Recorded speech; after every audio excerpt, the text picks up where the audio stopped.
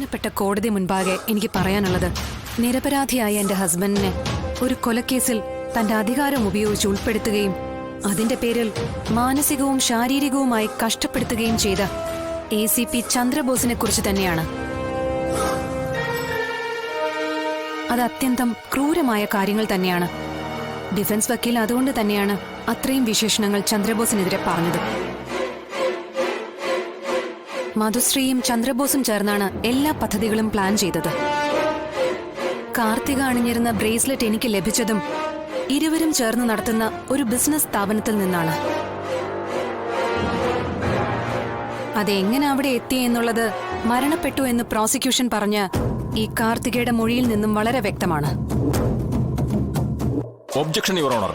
Yes, proceed. Your honour, ഇതൊക്കെ ഇവിടെ ഓരോരുത്തരായി പറഞ്ഞു കഴിഞ്ഞ കാര്യങ്ങളാണ്. പുതുതായി എന്തെങ്കിലും ഉണ്ടോ? അങ്ങനെ എന്തെങ്കിലും കോടതിയെ ബോധ്യപ്പെടുത്താനുണ്ടോ? വെറുതെ കോടതിയുടെ വിലപ്പെട്ട സമയം കളയുന്നത് എന്തിനാ? പബ്ലിക് പ്രോസിക്യൂട്ടർക്ക് ഈ കേസ് എങ്ങനെയെങ്കിലും അവസാനിപ്പിച്ചാൽ മതി എന്ന രീതിയിലാ. ഉയർത്തിക്കൊണ്ടുവന്ന കള്ളങ്ങൾ കൊണ്ട് തീർത്ത ഒരു കൂറ്റൻ വൻമല വെറും കളിമണ്ണായി ചിന്നിച്ചെതറി നിലം പരിശായപ്പോ പിടിവള്ളിയായി കയറി പിടിച്ചിരിക്കുന്നത് ബഹുമാനപ്പെട്ട കോടതിയുടെ വിലയേറിയ സമയത്തെയാണ്. കഷ്ടം.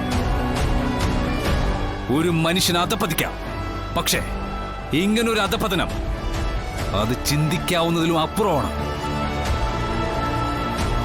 പറയൂ, എന്താണെങ്കിലും തുറന്നു തന്നെ പറയൂ.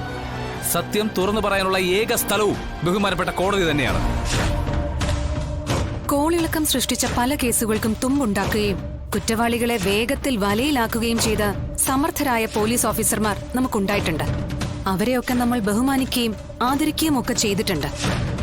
അവർക്കെല്ലാം അപമാനവും മാനക്കേടുമാണ് ചന്ദ്രബോസ് എന്ന ACP. വിഷ്ണുവേട്ടൻ എന്റെ അമ്മ കൊണ്ടുപോയി കൊടുത്ത ഭക്ഷണം, അതും അവരൊരു കാരണം ഉണ്ടാക്കുകയായിരുന്നു.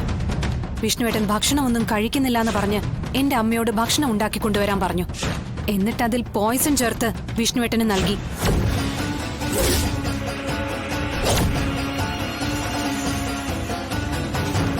ഞാൻ ആ സമയത്ത് അവിടെ ചെന്നില്ലായിരുന്നെങ്കിൽ എന്റെ വിഷ്ണുവേട്ടൻ ഇന്ന് ജീവനോടെ ഉണ്ടാവുമായിരുന്നില്ല.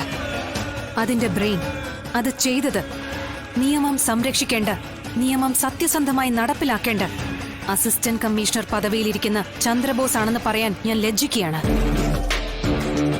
പോലീസ് സേനയ്ക്ക് മുഴുവൻ കളങ്കം ചാർത്തുന്ന ഈ ഉദ്യോഗസ്ഥൻ വ്യക്തിവൈരാഗ്യം തീർക്കാൻ തന്റെ ഔദ്യോഗിക പദവി ദുർവിനിയോഗം ചെയ്യുകയാണ് ചെയ്തത്.